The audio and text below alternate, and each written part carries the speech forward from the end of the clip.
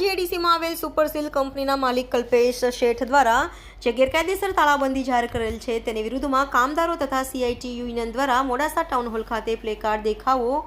સૂત્રોચ્ચાર કરવામાં આવ્યા। આ તબક્કે સીઆઈટીયુના યુનિયનના મહામંત્રી ડાયાભાઈ જાદવ, એડવોકેટ ચંદ્રપાલસિંહ ખાટ, રાકેશ તરાર તથા સુપરસીલ કંપનીના કામદાર આગેવાનો હાજર રહ્યા